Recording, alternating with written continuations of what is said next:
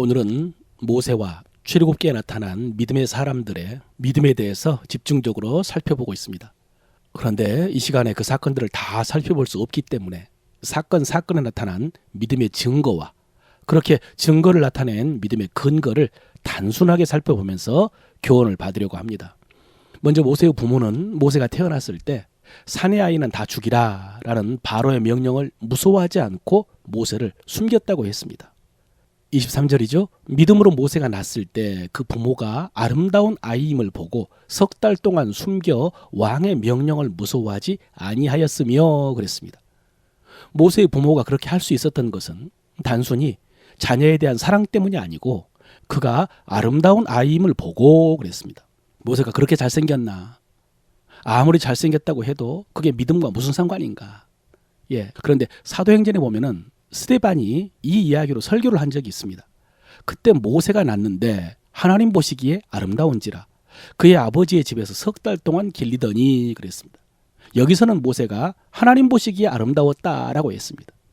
아름다웠다는 말씀의 정확한 의미는 적절하다는 의미입니다. 그러니까 외모가 적절하다는 의미가 아니고 그가 하나님의 뜻을 이루기 위해서 적절한 아이였다는 의미입니다. 여러분 그렇습니다. 모세는 그런 사람이었습니다. 하나님께서 하나님의 뜻과 역사를 위해서 적절하게 준비하신 사람이었다는 뜻입니다. 성경에 모세의 출생에 대해서 더 이상 정확하게 기록하지 않고 있습니다만 짐작컨대 모세의 부모가 모세가 태어날 때 하나님으로부터 말씀을 받은 것 같습니다. 스데반도 말했는데요. 하나님께서 아브라함에게 말씀하신 때가 가까워오고 있었거든요.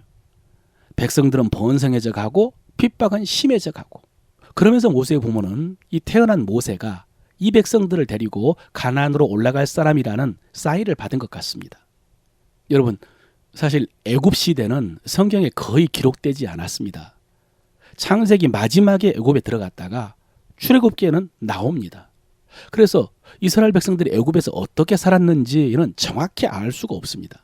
그러나 추측컨대 이스라엘 백성들이 애굽에 들어간 지 400년 가까이 지나면서 그들은 하나님을 잊었을 가능성이 있습니다.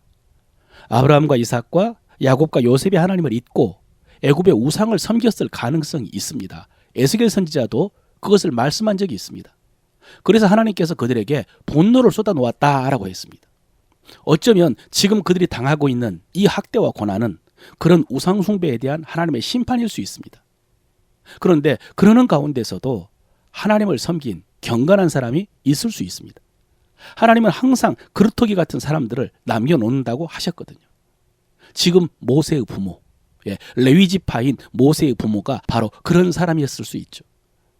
그래서 그들은 하나님을 경외하는 사람이었고 그래서 하나님의 말씀을 들었을 때에 그 말씀을 신뢰하면서 애굽 왕의 명령을 어기고 모세를 석 달 동안 숨겼을 수 있습니다. 지금 모세의 부모의 행동이 단순한 모성애, 부성애가 아니라 믿음의 행위다라고 한 것이 바로 이 때문입니다. 다른 부모들은 애굽 왕의 명령이 무서워서 그 명령에 순종했습니다. 그러나 모세의 부모는 믿음으로 왕의 명령이 아니라 하나님의 말씀을 따랐던 것입니다. 여러분, 이것은 하나님의 약속이고 하나님의 말씀이고 하나님의 뜻입니다. 그리고 그 뜻을 위한 부르심에 관한 말씀입니다. 그러므로 모세의 부모의 믿음은 그 부르심을 받아들이고 응답하고 순종한 믿음입니다. 그러므로 이 말씀은 곧 우리를 향한 말씀이 됩니다. 왜냐하면 우리 모두에게도 우리를 향한 하나님의 뜻이 있기 때문입니다. 우리를 통해서 이루기를 원하시는 하나님의 사명이 있기 때문입니다. 신약성경에서 바울이 자주 하는 고백이 있습니다. 내게 주신 은혜라는 고백입니다. 여러분, 오늘 모세가 아름다웠던 것처럼 우리도 아름답습니다. 외모가 아니고요. 하나님의 사명과 이를 감당할 수 있도록 하기 위해서 베푸신 모든 은혜가 아름답습니다. 우리는 그것이 아름답다는 것을 알아야 됩니다. 좋은 부모, 건강한 몸, 잘 배운 교육, 넉넉한 경제력 이런 것뿐만 아니라 상처, 어려움, 부족함, 아픔, 실패, 고난, 실수, 배신 이런 것들까지 하나님께서는 이 모든 것들을 통해서 우리를 준비시키시고 하나님의 뜻을 이루게 하신다는 것을 알아야 됩니다. 사랑하는 성도 여러분, 아시기 바랍니다. 그리고 그 사명을 발견하시길 바랍니다. 그리고 나서 어떻게 해야 됩니까? 믿음으로 살아야 되죠. 하나님의 뜻에 맞게, 하나님의 부르심에 맞게 사명 감당해야죠. 다른 사람들을 섬겨야죠. 또 오늘 모세의 부모처럼 어려움이 있더라도 견뎌야죠. 여러분, 믿음으로 산다는 거, 하나님의 뜻을 위해서 순종한다는 것은 쉽지 않습니다. 희생이 필요합니다. 고난을 당해야 됩니다. 그러나 견뎌야죠. 사랑하는 성도 여러분, 대충 살지 마시기 바랍니다. 그냥 되는 대로 형편 따라서 내 하고 싶은 대로 하면서 살지 마시기 바랍니다. 내게 주신 하나님의 뜻을 알고요, 그 뜻을 위해서 헌신하시길 바랍니다. 그 다음에 모세는 장성하여 바로의 공주의 아들이라 칭함받기를 거부했다고 그랬습니다. 그리고 하나님의 백성들과 함께 수모를 당하고 고난을 당했다고 그랬습니다. 어떻게 그럴 수 있었느냐? 상 주심을 바라봅니다. 그렇습니다, 여러분. 모세는 애굽의 모든 부귀영화보다 하나님이 약속하신 상이 더 크다는 약속을 믿었습니다. 그것이 눈에 보이지 않지만 믿음의 눈으로 보았던 것입니다. 어제 에녹도 그랬는데 여러분 어떻습니까? 하나님이 주실 상을 바라보십니까? 그 상 받기 위해서 어떻게 하고 계십니까? 이 세상 눈에 보이는 부귀영화 때문에 하늘의 상을 잃지 마시기를 바랍니다. 그 다음에 이스라엘 백성들은 7일 동안 여리고를 돌았고 여리고는 무너졌습니다. 믿음으로 7일 동안 여리고를 도니 성이 무너졌으며 그랬습니다. 여러분, 이것은 인간적인 이성으로는 이해할 수 없고 그래서 순종하기 어려운 일이었습니다. 그런데 여호수아는 믿음으로 명령했고 이스라엘 백성들은 믿고 순종했습니다. 특별히 그때 아무 말도 하지 말라라고 하신 명령을 기억할 필요가 있습니다. 묵묵한 순종. 우리에게 이런 순종이 필요합니다. 마지막으로 그 여리고의 기생 라합은 믿음으로 정탐꾼을 평안히 영접하였고 그 덕분에 여리고가 멸망할 때 구원받았습니다.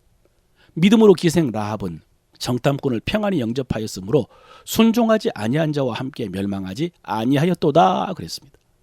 여러분, 라합에게서 본받을 수 있는 믿음의 증거는 결단이라고 할 수 있습니다. 이 일이 잘못되면 자기 목숨은 물론 온 가족이 반란죄로 처벌당할 수 있습니다. 그런데도 라합이 그렇게 엄청난 결단을 한 것은 그가 정탐꾼에게 고백했던 것처럼 여호와 하나님이 상천하지의 하나님이라는 믿음이 있었기 때문입니다. 여러분, 오늘날 우리에게 믿음 때문에 목숨을 걸어야 되는 상황이 얼마나 있겠습니까? 거의 없죠. 그러나 때로 우리는 믿음으로 결단해야 될 때가 있습니다. 그것은 하나님의 약속이 이 세상에서가 아니라 영원한 약속이기 때문입니다. 사랑하는 성도 여러분, 반복적인 교훈입니다. 이 세상의 좋은 것에 마음 빼앗기지 말고 영원한 하나님 나라의 약속을 바라보면서 믿음으로 살고 믿음의 증거를 나타내는 여러분 되시기를 바랍니다.